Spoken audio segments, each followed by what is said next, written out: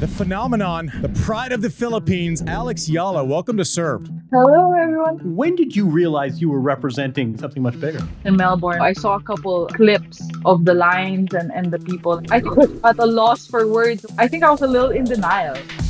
Walk us back a year ago, 4 days before the Miami event. I have to say that week was probably the craziest week of my life. I came into the tournament, I was a wild card, and I hadn't really had a lot of success. So yeah, safe to say it was a big surprise for me.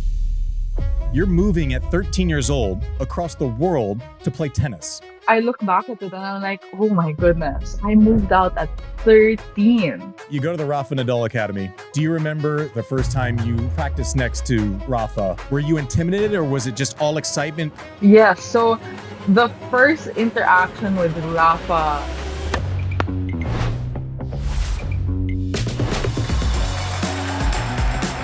AI is only as powerful as the platform it's built into.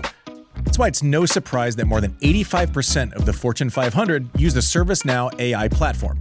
While other platforms duct tape tools together, ServiceNow seamlessly unifies people, data, workflows, and AI, connecting every corner of your business. And with AI agents working together autonomously, anyone in any department can focus on the work that matters most. Learn how ServiceNow puts AI to work for people at servicenow.com. What's up, everybody? Welcome to Served, presented by ServiceNow, and this is producer Mike. And as you can see from this wide shot, there is no Andy Roddick, but we do have a Jon Wertheim who is in Paris. John, Andy is on his way back from an exhibition in Brazil. I wasn't invited, you weren't invited, so we're stuck here doing the hard work. Oh man, you think he's in transit? We think he did okay getting back from Brazil? Yeah, I think he's in transit. It sounded like it was really good. I think he had some planes, trains, and automobiles on the way there, but he grinded out some fun matches, I think, with one Andre Agassi and a Del Potro and some others. So excited to hear his stories when he gets back. We'll grill him about it when he's back. Well, on the back end of this episode, we have one Alex Eala, which I believe we were teasing all last week. Andy was here for that, so luckily you don't have to hear me pretend like I know what I'm talking about through that awesome interview, and that'll come in after the break. But John, I think we have some headlines from Miami that we should hit on, and you also have a little bit of a headline potentially out of Wimbledon, correct? Yeah. You want to timestamp this? Yeah, let's timestamp it. Monday afternoon, my time. Monday morning, your time. So we're midway through Miami, so just bear that in mind. Results are ongoing. Where do you want to start? Bunch of news items in the last 48 hours or so. Well, I think let's start with one Seb Korda taking out world number one Carlos Alcaraz 6-3, 5-7, 6-4. He had more winners than Alcaraz, 33 over 30, and he becomes the first American to take down a number one at the Miami Open since one Andy Roddick beat Federer in 08. Ooh. What'd you think about that performance? Since 08. Wow. Yeah. Yeah. I mean, Baron, it's Korda. Let's deal with Korda more than Carlos. What do you say we go half full, which is this has got to be far and away the biggest win of his career. To beat a number one player, do it in Miami. Bear in mind that, what is this? Mid-March. So 8 weeks ago, he lost to a college senior at the previous major. But he entered that San Diego event, which he talked about as being really significant, goes on, wins Del Rey. This is always a player we have spoken highly of, sometimes maybe too highly, but this is a guy that, let's leave the pedigree aside. I mean, this is a former major junior champion. This is someone whose talent is obvious to the naked eye. He's had some nice wins. He's won some 500s. It's really been as much about staying healthy in closing matches as it has raw talent. So yeah, I mean, and any given day, if you've told me Sebastian Korda was going to play this well and take out Carlos Alcaraz, you'd say that's about right. This is a really good sign though for him. Big win. And for a guy who lost again early in Australia to somebody who was an undergrad at Columbia, it's been a terrific 8 weeks. Yet again, another indication of how fast fortunes can change. I don't know how much time we want to spend on Carlos, but yeah, for a guy who looked awfully good for the first 2 months of the year and was undefeated and seemed to be pulling himself away from Jannik Sinner, won that major, his seventh, not the sunshine double he wanted. And, it's not a dissimilar loss to Medvedev and Indian Wells, but not often that, sandwich between, it's interesting. You lose to Medvedev. Okay, not a result you want, but you can live with that. Sandwiched in between was, I thought, a pretty authoritative win over Fonseca. And then losing a match to Sebastian Korda. So yeah, now some question marks swirling around Carlos Alcaraz now. Wouldn't panic too much, but I think the real headline here is just this is a career win for Sebastian Korda, and hopefully this suggests that there's more big tennis, because this is not a surprise given the way we've talked about him really since before COVID. And just the body hasn't cooperated. He's let a few opportunities slip through his fingers, but maybe he is maturing into the top 10 player that a lot of us always thought he would be. Yeah, we'll definitely be asking Andy about Carlos in the Miami Open recap next week. And I'm interested to hear his thoughts on that. That Fonseca match had such big energy. You know, it had such... Is there ever a hangover for some of these players when you go into a match like that? You battle it out, you win, and then you come into a match with Korda, and then is there a hangover? I'd be interested to talk with Andy about that. One player that has been stoking retirement rumors was Naomi Osaka. She fell to Talia Gibson, and she said afterwards, and this is about her being a mom, I want to be the best mom I can, but sometimes I feel like I know what I have to do to become a really good player, and it's very difficult. Because for me, I want to win titles and I want to be the best player I can. But if I have to sacrifice having a lot of time with my daughter, I'd rather not do it. What's your take on that, Jon? Yeah, I don't know if this is a big... She's made these kind of hints before. You are accustomed to winning majors and being the highest compensated female athlete on the planet, and you've been at the very pinnacle. It must be really hard to go years without winning a title, and you win a match, you lose a match. Sometimes you win a match that you've got to gut out. Sometimes your body doesn't cooperate. I mean, she's living a very sort of normal, customary existence for a lot of tennis players, but not for somebody who won 4 majors when she was still in her early 20s. And you sort of say, you're used to the mountaintop. You know, you're used to eating 5-star meals. How many times can you go to Chipotle? It's perfectly good, but it's not what you're accustomed to. Compounded by the fact that you have a daughter at home. And Australia, you'll recall she had a very strange tournament, and they pulled out before a match against an Australian player, citing a physical injury. She played Sabalenka. These are two players that were often twinned together. Ironically enough, have the same number of majors, but really two players at two very different levels right now. And then loses, as you say, Talia Gibson, by the way. Can we spend like 30 seconds on her? Unbelievable. She's 5-1 against top 20 players in the last 3 weeks. She's beat Alexandrova, Clara Tauson, Jasmine Paolini, all at Indian Wells, and then Osaka and Ivanovic in Miami so far. She was ranked 112 before Indian Wells, and now she is apparently 68 and still rising. Yes, 68, I think, was entering the tournament. Yeah. So she probably will be a top 50 player. She also, she has that Australian flag next to her name. She's from Western Australia, though, which I think is worth pointing out. You know, Perth is not, they have a great event there, but Perth has not pumped out players, at least recently, quite the way the eastern side of the country has done. But no, Talia Gibson's been a real revelation so far this year. A wild card, as you say, like outside the top 100 a month ago. And now arrowing into the top 50. Very nice win for her. But yeah, I think Naomi Osaka is really at a crossroads. And we've seen this with other top players on the women's side in particular, but not exclusively. I mean, when you're accustomed to winning majors, how long will you tolerate sort of, and Naomi Osaka is not disappointing anyone. There are a lot of players who would kill for the kind of results she has. But again, you're used to competing for majors, and now you're losing in the early rounds of run-of-the-mill events, and you have a daughter at home. How much longer are you going to keep doing that before you need to see some changes or make some changes? And, I think she said she'll be back for the clay, which is interesting. I think I think her statement said she's not going to play Charleston, but she'll play, a couple of clay events, hopefully, and then definitely Roland Garros. So maybe with a few more results, we'll see. But yeah, I mean, you win 4 majors by the time you're in your early 20s, and when you're 28, and it's a win or two and then a loss, and then the body gives in and you're away from your daughter, it does beg the question, how much longer can you tolerate this? So we shall see. We're going to ask Kim Kleisters about that tomorrow on Love All, so tune in for her opinion. She obviously has some personal experience being a mom and then grinding it out on tour. So curious about to hear what she has to say. Next up, Wimbledon is set to introduce video review technology on 6 courts in 2026. This is beyond the electronic line calling that was introduced in 2025. The new video review lets players challenge chair umpire judgment calls. This will be available on center court, court number 1, number 2, number 3, court 12, and court 18. What's your take on this, Jon? Yeah, so I'll read this from you. Somebody sent me the players got a memo a few days in advance of this, and sort of on the condition I not break it, I sent. So someone sent this to me. It's a little strange.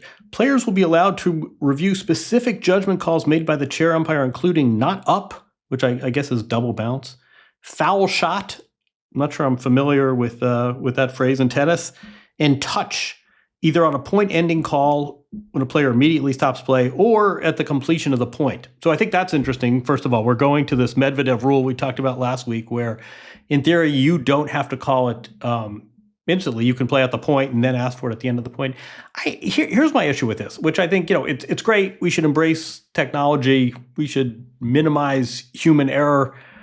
Here's a trivia question for you guys. I don't know, it's a thought exercise. So this is only happening, let me see, I think you said it, right? On center court, court 1, court 2, court 3, court 12, and court 18. Correct.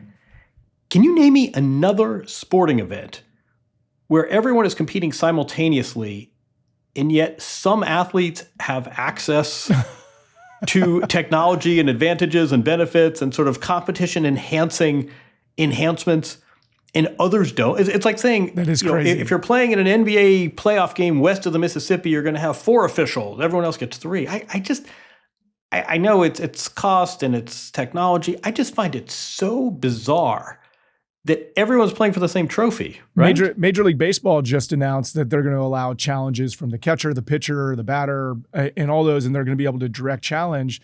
That'd be like if you'd be allowed to do that, but only on Sunday Night Baseball. You'd be allowed to do that exactly. only if you're playing in a primetime game. If you're playing Kansas City, Cincinnati in the middle of the doldrums of summer, like, too bad, just play. That's interesting. I guess we shouldn't, any embrace of technology is probably, something we should applaud. But I find it is so it hard strange to embrace it everywhere else? Like, that's what I'm trying to understand. Like, are there not cameras on every court? Like, can you not? Honestly, it's a balance sheet question. I mean, do you want to do, for Hawkeye review, for the previous, what we had, which ironically enough, by the way, just sidebar, Hawkeye was often cited as sort of an early example of AI.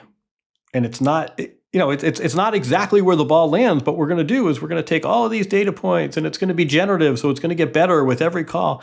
AI has now expanded, perhaps you've heard, well beyond whether a ball hits a sideline or not. But no, I think, honestly, I think it's just an expense. I just find it absolutely bizarre that your court assignment decides what kind of access you have to technology. But anyway, Wimbledon is embracing this, and as you say, I think it's important. It's not just line calls, but it's things like hindrances and things like double bounces. And I think it's a good thing that it's not incumbent on the player to be you can play the point and then make your challenge. I think all this is probably a net positive, but I'm so hung up on the fact that some players have access to this and other players at the exact same event in the exact same round competing for the exact same trophy don't have access. So anyway, that's my I don't envy the tournament director scheduling for some of these matches. Yeah. Exactly. So then as we were coming on the air, Jon, there was some breaking news on Instagram. Iga has parted ways with Wim Fissette, thanking him and saying that the rest of her team will remain unchanged. Obviously, you just sent it to me. Are you hearing anything beyond just the Instagram post? No, I mean, I think it's not just her results that have been mystifying. And, they won Wimbledon together less than a year ago, so this has not been an abject failure. If you read Iga's, some of those remarks she gave, especially to the Polish media, that I wish I could cite and attribute by name and don't have in front of me, but they deserve credit because they really did some good reporting on that. But no, after losing to Magna Linette, Iga's remarks were really sort of jarring to read. How she's lost in her, I'm paraphrasing here, but she's lost in her head and she's an overthinker anyway. And for as much success as she's had, this is an unprecedented feeling where she's thinking too much. This was not the sign of a happy athlete feeling good about her performance or the direction of her career. It's no secret that it's an interesting camp Świątek camp and sort of the delegation of duties is not like it is with other players. I'm not sure this was a surprise move. I mean, in Wim Fissette, another player will swoop him up. I mean, I think Andy and I have talked about this is a guy you go. He's not a look at me Instagram guy. He's not doing his own videos every day, but you go and look at his track record and his success. I mean, Kim, one of many players with whom he's won a major. I mean, Azarenka and Kerber and Naomi Osaka. He's in, of course, Wimbledon last year. I mean, this is a guy who's going to be sought after. We'll see who Iga, what the coaching situation. This is the second fairly significant coaching change in barely a year for Iga. So we'll see a year and a half. So we'll see what happens with her. And I think another player will swoop up Wim Fissette. But no, I mean, Iga's had a rough post-Wimbledon. She's taken on a lot of strange losses. She doesn't look happy out there. Her record against the top players is not what it used to be. Her play at smaller events, she's taken some losses. At bigger events, she's taken some losses. It does seem, rankings be damned, that she's really sort of dropped a level from where we were post-Wimbledon. So now, clay court season for her is now upon us. That's where she tends to make her bones. And it'll be interesting to see who fills that void and how. Again, this is not your conventional camp and not your conventional divisions of labor. That said, I don't think this is a huge surprise, especially given her remarks after that defeat last week to Magdalena. Yeah, I mean, you just said it, right? She's heading into the comfort zone of her season, right, on the clay. So maybe this is the best time to make a change like this, and there is no urgency to find somebody else to take that helm, right? Yeah, exactly. I mean, it's a point in the year too where, right, where she can reset, head into clay, and maybe do that with a new voice in her ear. But no, I mean, this is not. We say this all the time, right? I mean, the careers are not linear, and there are fluctuations. But Iga's doesn't seem to be in a great headspace right now. Then again, we said the same thing after Roland Garros, and she won Wimbledon. So we wish her luck. You know who beat Iga in that match? In Wim Fissette's last match in her camp that caused this distress. Magdalena. You know who Magdalena then lost to in Miami? Ooh, who? Alexandra Eala. Ooh. How's that for a segue? Yeah, and as we're recording this, she's gonna take court against Muhova here in about 30 minutes. So she plays at 11 a.m. on Monday. So we aren't aware of if she won or not in the round of 16 and made it back to the semifinals for a second year in a row. But it didn't matter. It didn't matter knowing what her results are when we had this conversation with her. And honestly, I couldn't have been more impressed just listening to that. And I feel like, as you and Andy said, well, everybody who hear your guys' conversation afterwards, she's incredible. She's incredible. But tell us a little bit more about her rise, if there's people that don't know much more and they're going to learn a lot after the break. Yeah, I mean, Andy and I were talking about how this was one of these podcasts where you just wanted to listen. She's 20. You would never know that given sort of the wisdom and perspective and the fact that she's doing it, representing this country that has warmed to her and also has so little tennis tradition. I mean, I keep getting back to the fact that I'm not sure if you're her. Who do you lean on? Who do you look to? Who else has gone through this experience? I mean, it is a singular fact pattern where you have a young player representing a country that really has no tennis tradition to speak of. And we were sort of, I don't know if I quite articulated as I wanted to, but her brother played college at tennis at Penn State. And I was listening to her talk, and I kept thinking, like, she's on a completely different route. And you know what? You don't have to go to college to have wisdom, perspective, opportunity. She's wise beyond her years. She's playing great tennis. She was a joy to talk to. And it's great, I think, for tennis that we have this completely new demographic.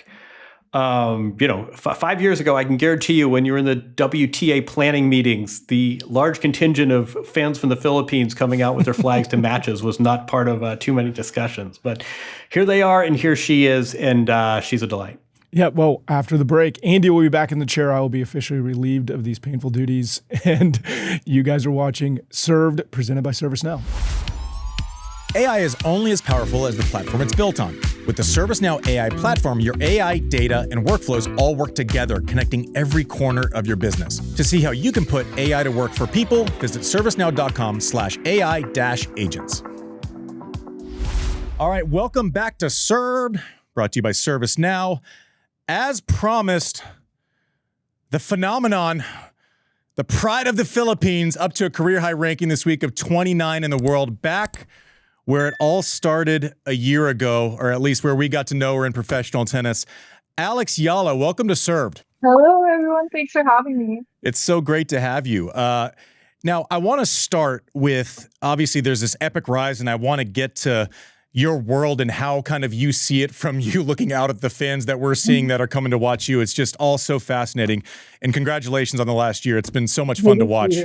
But I kind of want to go back, right? Because it's, as sports fans, sometimes we kind of get caught up and we think things have been like this forever, right? But it was a year ago. Walk us back a year ago, like 4 days before the Miami event, right? And then could you have imagined at that moment, take away the year and everything that's happened since, but even just that tournament, beating 3 former major winners, including the woman who had just won the last major and an all-time great in Iga Świątek, just kind of walk us through the progression of that tournament. I have to say that week was probably the craziest week of my life. I came into the tournament around ranked 140. I was a wild card, and I was obviously super looking forward to Miami Open.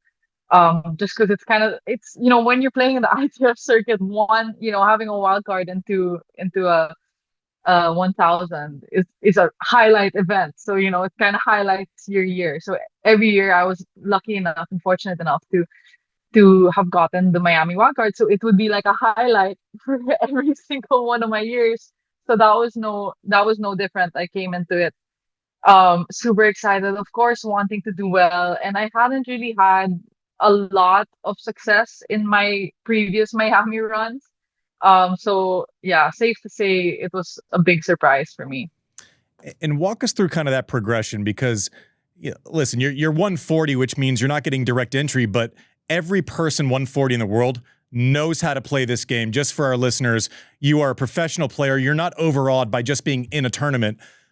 But then you run up against people who have won slams, and then you start beating them.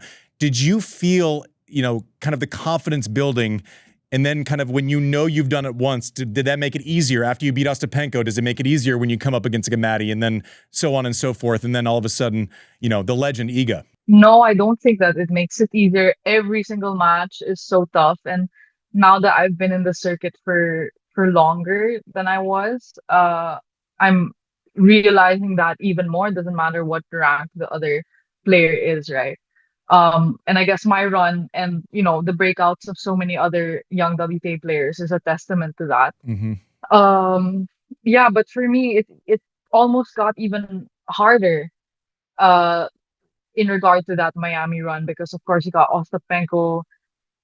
Like, never mind that the rankings were getting better, but as you go deeper in the tournament, you get a little bit more nervous because the round has a little higher stakes. You're a little bit more tired because you have more load from the matches. So circumstances become a little bit more difficult. But then, of course, as the tiredness is heightened, so is the pressure, but so is the motivation. And I think every round I just got more and more motivated. When you were playing these smaller events, I'm sure you had your fans, but I'm also sure it's nothing like what it is now. I mean, it's really, you know this. I mean, it's a phenomenon when you play these tournaments. When did you realize you were representing more than yourself, that this really had a symbolic dimension to it? And how did you mediate that? I mean, how did you sort of process the fact that you weren't just a tennis player, you were representing something much bigger? I think I was fortunate enough to, even though after Miami it was kind of a breakout, and I got a lot more exposure and attention after that specific tournament, I would consider myself fortunate enough to have been exposed to a certain level of kind of fame or being well known. Even when I was in the ITF circuit, I think if I had compared the fans I had, or the people that would come to watch my matches, compared to other people my rank, even at 150, was a little bit more. Definitely nothing compared to now. I think that this year, 2026, the start of the season, was when I seriously noticed that it was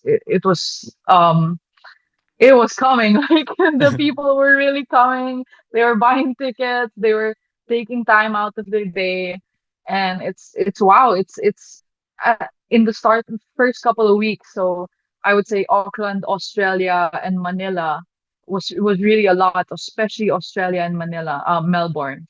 My match in Melbourne was I was like at a loss for words when I saw the videos after my match. I didn't see them during or before. I was kind of just in the zone. But I saw a couple clips of the lines and the people, and I was really like surprised. And it's hard to. I think I was a little in denial. It's hard to accept or like really see yourself being someone with that much influence or that much impact, just because I've been myself my whole life. And nothing changed from in terms of who I am from 2025 to 2026. It's just that my success kind of skyrocketed, which I'm very thankful for. So yeah, after I kind of broke that barrier of like not accepting, like, oh, I don't think I'm really famous. Every week they just kept coming, and I was like, okay, you have to accept it, absorb it. You're here. It's a really good position. And I started to just be so grateful, and because I don't know how long this is gonna last either. I don't know if it's if it's gonna be forever. It's definitely not gonna be forever. So I try to enjoy as much as I can while it's happening. I have so many questions that I've jotted down just during that answer. But the thing that I didn't really no this is great. I'm endlessly curious about this. But you said you kind of made mention to when you were 150.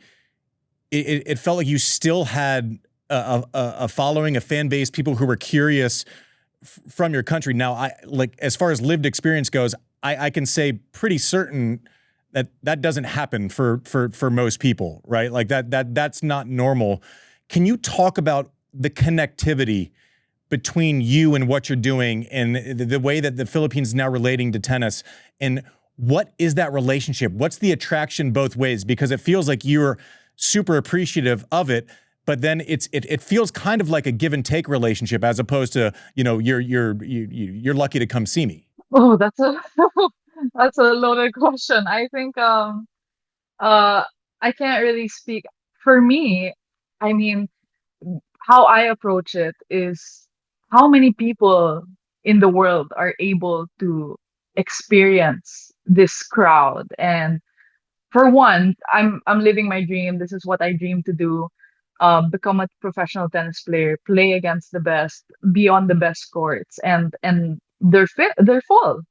So how many people in their lives, even on tour, are able to really experience that? So for me, I'm always super grateful because they're able to heighten my experience, and it's definitely a give and take. um I do my best what I can. People tell me that uh I'm a role model for people back home. I do my best to put on my best attitude. I know that for a lot of the people, I'm known as like the Filipina on tour, and um I'm the only Filipina that people really see in high level tennis. So when they think of the Philippines in regards to tennis, they think of me. So I really do my best to be on my best behavior, represent the best of the Philippines, and yeah. Well, you do a great job. I mean, in looking through this, I mean, it's insane to me that you go from 140 last year, just 12 short months ago, to now there's collaborations with Nike with the national flower as a logo. So you can say you feel lucky, but also like it seems like you're refreshingly aware that you are a bit of a cultural steward, but just trying to connect the dots, because I can't relate to it at all. But a year ago, you wild card into the tournament, and now you're kind of making specialized logos with Nike and working with these brands. That's different. Yeah. I think it's for me, it's really just all about balance. And I think if what I'm trying to do is if I could master when I need to be quote unquote like arrogant or cocky, or no, let's use the word confident. When I can, if I can master the times I need to be confident, and then I'm aware of the times I need to be humble and grateful, I think that's an amazing recipe, because I'm able to compete, I'm able to do my thing on the court, but then I'm also aware of how I am, the responsibilities I hold off the court, what I represent, and I think that just makes a great mix. Talk a little bit about your backstory for fans. You are a trailblazer. You're a pathbreaker by definition, though. That means there wasn't much before it. You were once described to me, by the way, as the one. You were the sister of the kid who played for Penn State. So you've come a long way. Now you're a top 30 player. You were introduced by your brother as a. But tell us a little bit. How do you discover tennis in a country that doesn't have much of a tennis history? How did you end up at the Nadal Academy? Just sort of give fans out there just a brief sense of your backstory. So I have a brother, an older brother. He's 3 years older, and he played at Penn State. He was the one who first got into tennis. With my grandfather. So my grandfather was my coach. I started tennis at 3 or 4 until I left for Spain, which was at 13. So 10 years, my grandfather was our coach. He had no formal training whatsoever. He read a lot of books. His time was like Pete Sampras, all of that. He read a lot of those tennis magazines. So if you see my my like technique when I was like 12, like it was wonky, and but yeah, so it was really a family thing. And it was a very tough love kind of situation, but I think what I learned most in those years was really the foundation of being a good competitor. Was, it's that fighting spirit, it's that grit. And yeah, tennis was never very popular. We always had to, it was very costly. My parents, of course, sacrificed a lot of time and effort. My grandfather was costly because you had to travel all the time if you wanted to compete at such a level, even at juniors, even 14 under. Um and so when the opportunity came for me to train abroad, I took it with both hands, and I clung to it. Yeah. What does that look like, though? I mean, we hear this in tennis sometimes. People say, well, like, I went to train abroad. I mean, you're moving at 13 years old across the world to play tennis and to learn how to be a better tennis player. Like, were you intimidated, or was it just all excitement because you don't know any better at that point in your life? Do you remember your first day at the academy and kind of what you were thinking and feeling when you got there? Yes. Well, more than that, I remember the day it was brought up to me. Mm-hmm. So I won Les Petitas, which is the 14 under tournament, in France. And so the academy reached out to my parents. And I remember my dad was driving me to school, and he brought it up in the car kind of casually. I was probably like 12. And I thought it was so like absurd. I thought it was just something like, okay.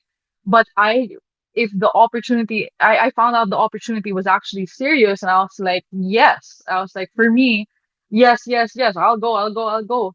And my parents were like, okay, let's talk it through. Like, we still have things to decide. And in my mind, I'm like, I don't know what there is to decide. I'll just, like, of course, yeah. But so it was definitely a little bit of I didn't know any better. And then I went, and I was already, of course, it was a huge change of scenery. Everything is different, but I was fortunate enough to be relatively well traveled by that age, and I already had this rigorous routine of tennis training, school. Like I would wake up at 4:45. I'd be in the gym at 5 till 6, and I was like 11. I was 5 till 6, and then I'd go to school at 7:30, and then until 3 p.m., and then I'd go training at 5 to 7, homework, dinner, repeat, So I already had that rigorous schedule. And I remember I came to the academy, and training started at 8. And I was like, oh, You can sleep I in. have so much time. I can sleep in. It's like a weekend. Yeah. Um, But then now I look back at it and I'm like, oh my goodness, I moved out at 13. Like that's insane. But it did help. I was with my brother. The academy, of course, is built for those types of situations, where there are young kids, boarding, and my parents were, flew in quite frequently, so it made it easier. Yeah. You go to the Rafa Nadal Academy. Do you remember the first interactions, the first time you practiced next to Rafa? Any takeaways? What was that relationship like? How involved is he with the juniors there?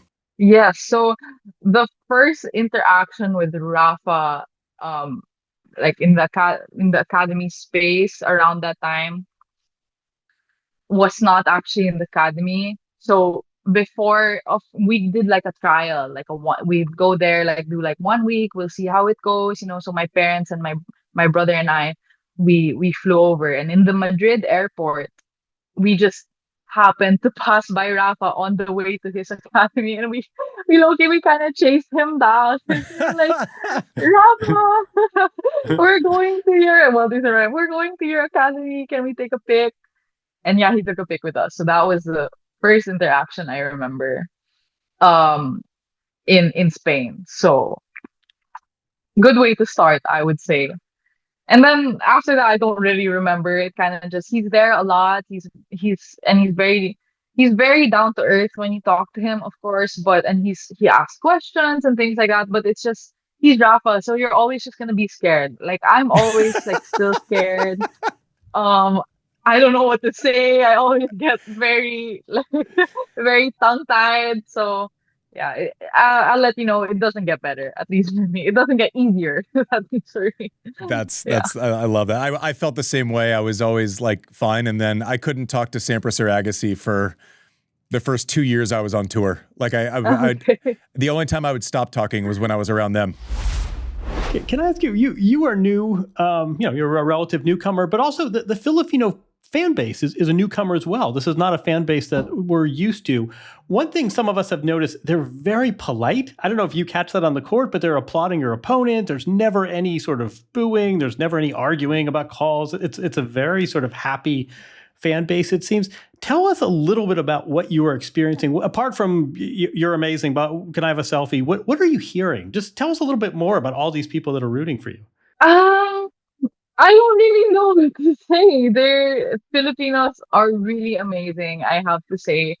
I have not met another. I have yet to cross paths with another nationality um that has that sense of community. I don't know how to describe it. It's like if you walk past another Filipino on the street, like you'll know that they're Filipino right away.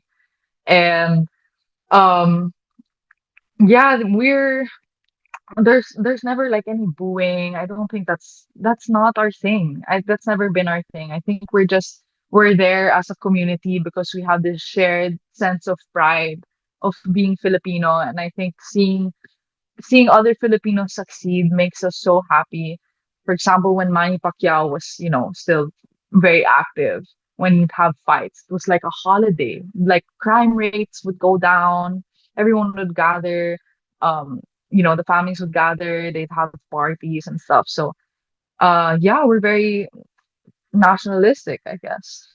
We're proud of where we're from. I Yeah. love that. And I love it. It fills me with pride. I know it's hard. We're asking you to kind of be objective about your life right now. And I know that can be hard sometimes, but I'll tell you, like, just hearing you talk in the way that you kind of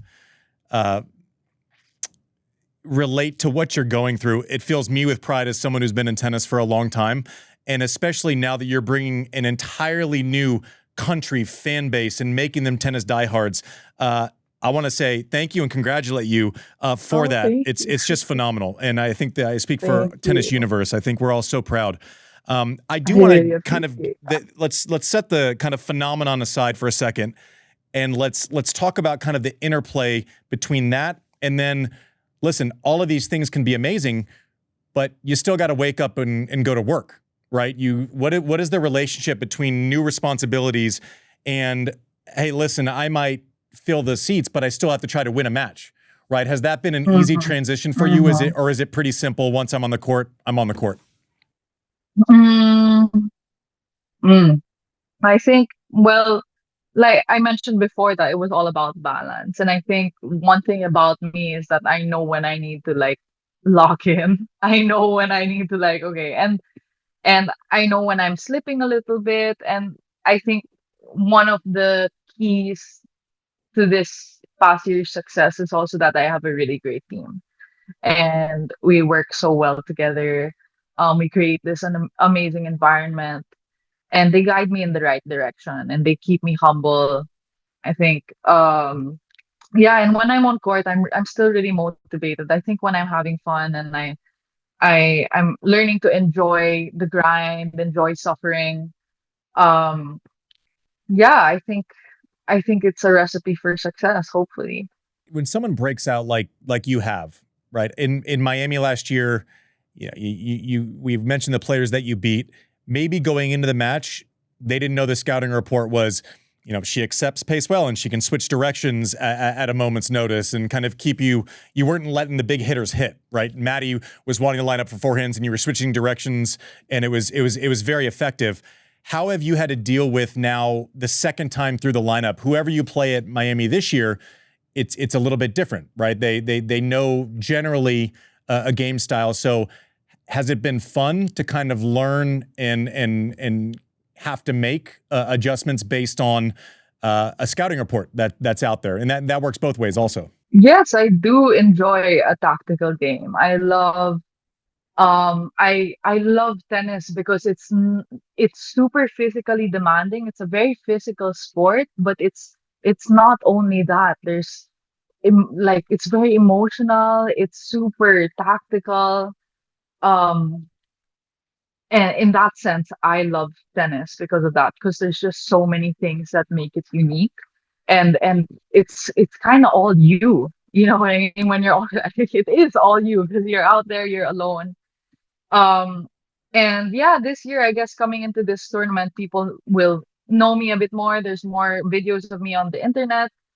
But that happens at all tournaments. It's, a lot of people, I've gotten that question a couple of times, like now in going into Miami this year, people will know you.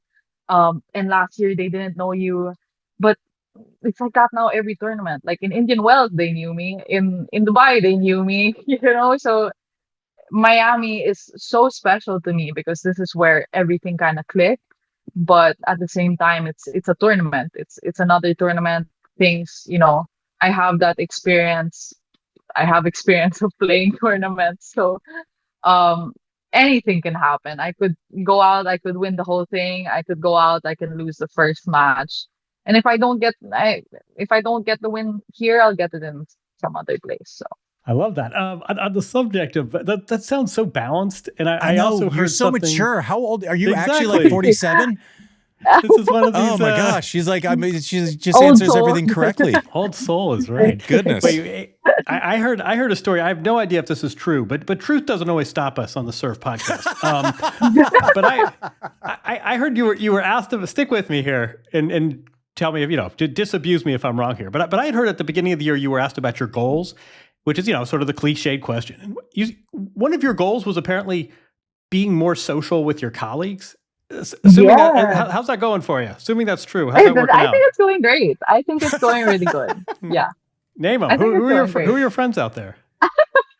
Okay. Yeah, I was literally just talking to Ivalis and Zainab Tonmes. I practiced today with Vicky Mboko. She's a great friend of mine. Francesca Jones, she texted me when I forgot to mention her in one of my other interviews. So, okay, Fran. The half Filipinas, Sab Santa Maria, Desiree is a good friend. I could keep going on, and I'm so sorry if I missed anybody. But I love you guys. No, we'll just edit and voiceover. Yeah, just edit. Just AI like can put do, the whole. AI can just send us a list. roster. We'll just the next episode will just be a list of yeah of friends. It's interesting because I'm not trying to grandstand here, but like I try to turn back the clock, and for people trying to understand the last year, asking questions that aren't simple, right? They're not easy. You seem relatively at ease with everything that's happened. Where does that come from? Like who is that? Are your parents similar, or is this just something that I'm reacting to and I'm enjoying? I think I just try to find the healthiest way to deal with all of this, because I feel like so many things can go wrong, but at the same time, kind of like it's all about balance. Like it is a big deal when I want it to be, and at the same time, like it's not really a big deal because at the end of the day, I get to do what I love, and I feel like I've come such a long way. I think it just comes from because of the fact that I'm super proud of myself, and I'm really happy with what I've been able to do so far, and I know that I still have so much potential to go forward, and I'm looking to go. I'm really working for it. Um, yeah, I think it's a lot of gratitude. I've come a long way. For the first 10 years of my tennis career, I was training in a court that was like half basketball. I, so yeah, and now I've played on Wimbledon center court, which is like my ultimate dream, aside from winning Wimbledon. Yeah, so I'm really grateful. Yeah. These will be a little bit easier. Very simple. If there's a player from the past, actually your friend, you mentioned Sonmez, she was on with Kim Kleisters, who has a show on our channel last week, and she was saying that she wishes her and Kim would have played it. Pick one past player and one current player that you have not played yet that you look forward to playing or wish you could have played from the past. I have to say Serena Williams. Ooh, you might get that chance. I was gonna say you might get that chance. I don't know. If I was a betting man, I'd say she's gonna be in sometime this week. But yeah, Serena's the Could I go do for sure. two from the past? Yeah, sure. You can do whatever you want. Okay. I'll do Serena Williams and Maria Sharapova. Amazing. And what about now? Who do you look forward to play? Like, just results aside, right? We all want to, make the semis and have those great matchups until we get to, semis, finals, whatever. But if there was a player in the draw that you played and maybe it wasn't an easy match, who would you want to play that you haven't played yet? Sabalenka, of course. I think everyone wants to play the number one in the world. I almost had the chance last year. It's exactly what my coach told me in the semifinals before I played Jessie, and he said, Alex, you're in the semifinals of a Master of Miami nonetheless, and you're playing for a spot to play against the number one in the world. So this is where you want to be. I was like, yeah, this is where I want to be. Almost. I almost did. So maybe this year. JW, listen, you've been so generous with your time. We don't get a lot of active players that might have to play a tournament in the next couple of days. So super gracious of you to come on. JW, you got anything else before we let Alex Eala go? I want to thank you, but I also want to thank your family. I feel like we owe your parents a standing ovation. You're doing great. No, I mean, I think one thing that I like to ask players is just what has to happen for you to be happiest on the tennis court? I mean, what's sort of what is everyone, winning Wimbledon, fine, but like when are you at your happiest in this career? If I'm being transparent, winning helps a lot. Yep. Winning really helps a lot.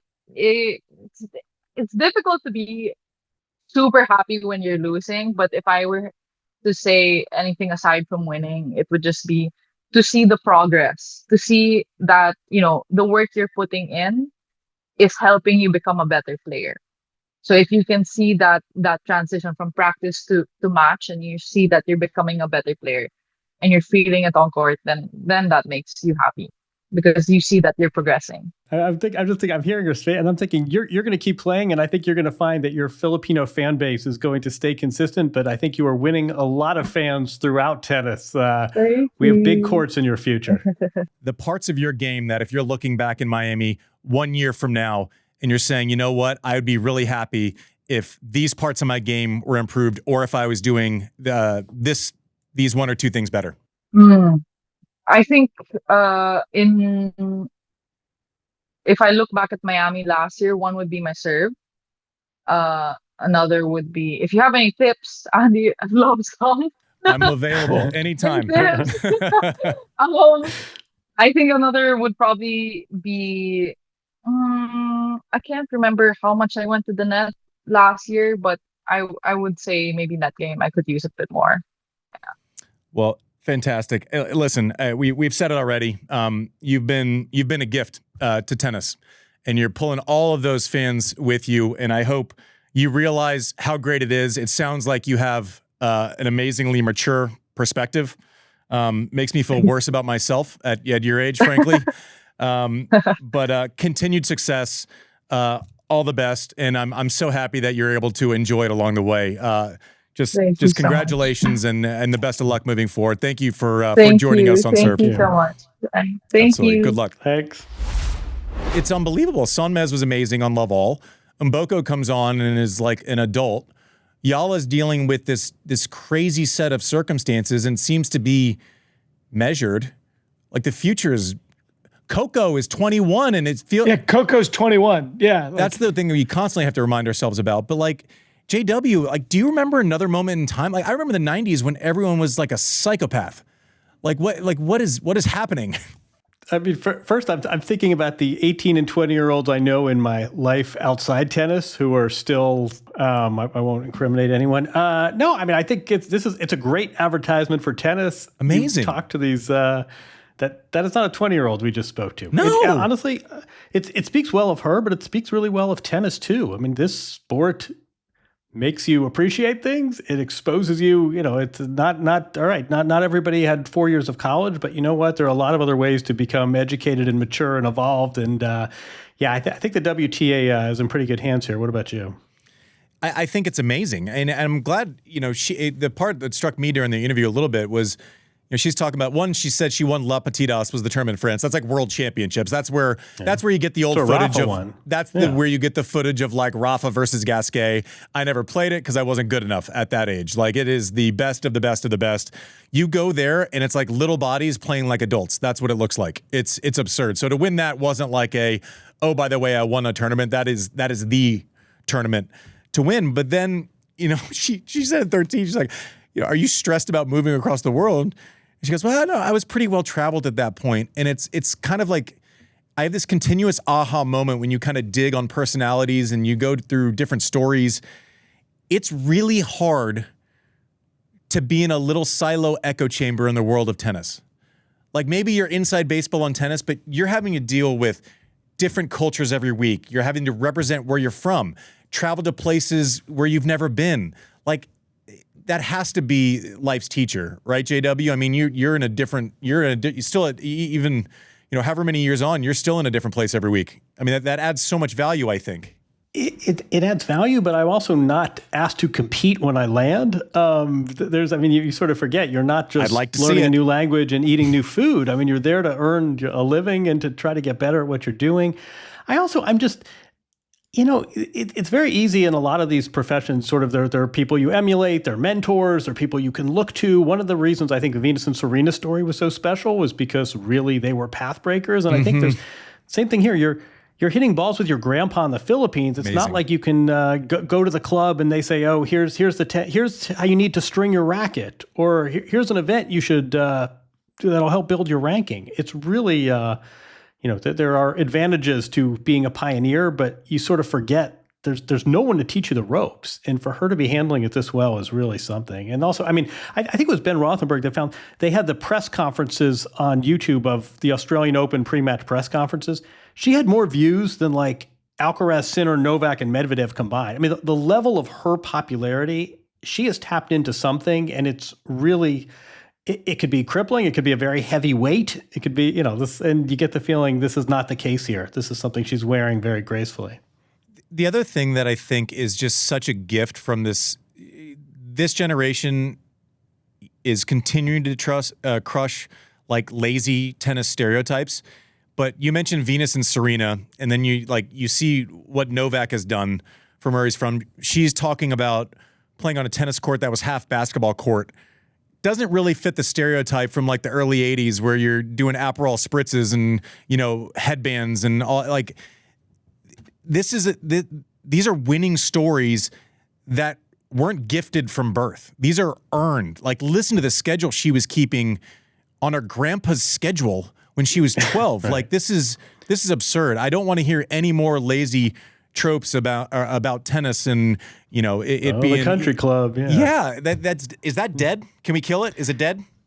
Yeah, and anyone that says it's the precious sport for preppies at the country club, we have thousands of examples. Yeah, to there's counter plenty. That, They might be there, but they're not winning anything. Just so we're clear, you know, it's amazing. It's a player to watch, and I think, you know, she was very modest about it, but you know, she's 100 points less. You know, she had that breakout in Miami, and that got her some. She's kept it up. I mean, she's at a career high ranking. If the next major were tomorrow, she'd be seeded. She's 29 in the world. It's really an extraordinary story, and I don't, you know, we're supposed to not root in the press box. I don't know how you don't root for a player like that. Never read those rules. Not me. Yeah, you don't have to worry. You don't have to worry about a press box. Yeah, practice. Talk about practice. Yeah, to your point, and we were talking about this. Actually, I was talking about Sean when I got in here today. This isn't a breakout result, and then waiting for normal to come back 52 weeks later when the rankings reset, right? Took the opportunity, did it, and is playing well a lot of weeks now. I mean, she's 29. This ain't the end. This is the beginning. Still, I don't care what happens in Miami. Some points fall off. The progression and kind of her being able to continue to kind of put gas on the pedal has been very impressive, irrespective of the attention, which I don't know, maybe Fonseca and her are like, they can relate to each other a little bit, but this is kind of like this is a new thing. And I don't know, I mean, what's your take on this, JW? Because like Alcaraz comes out and he wins something and he becomes a phenomenon, but this like movement of support behind these young players, what is causing this?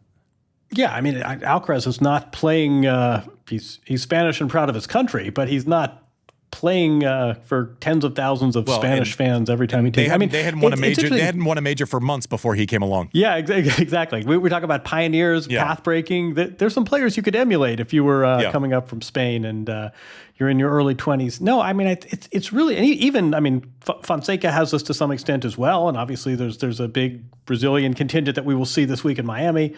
But you know, there was a player this century that's won majors from Brazil. I don't believe if I'm reading this right, there's not another player from the Philippines ranked on the WTA right now.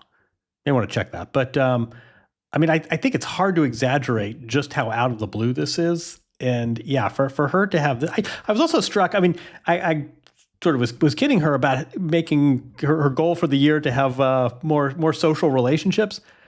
What would you say? Like Mboko, Jovic, I mean, just ticking off all these players. These are her peers as well. So she's making a point to the fact that, like, we heard about it, to list her goals as being more social with her colleagues, and the colleagues she's being social with are the players her age, her rankings, potential rivals, and those are the people she wants to become better friends with. Yeah, this was like a 30-minute infomercial for the virtues of tennis, sort of channeled through Eala.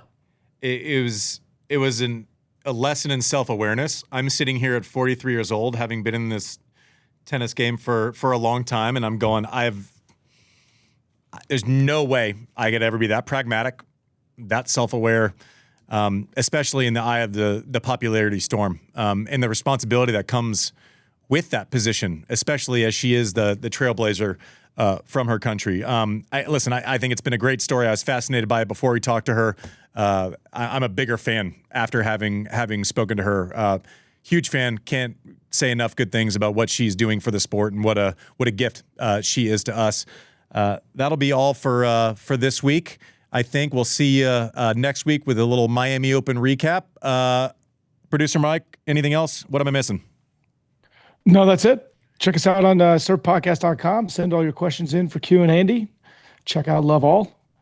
It's all the good stuff. All right. We will see you next week. JW, get some sleep. I know you're up late over there in Europe, and hopefully you have enjoyed this episode as much as we have. We will see you next week on Served, brought to you by ServiceNow. We'll see you.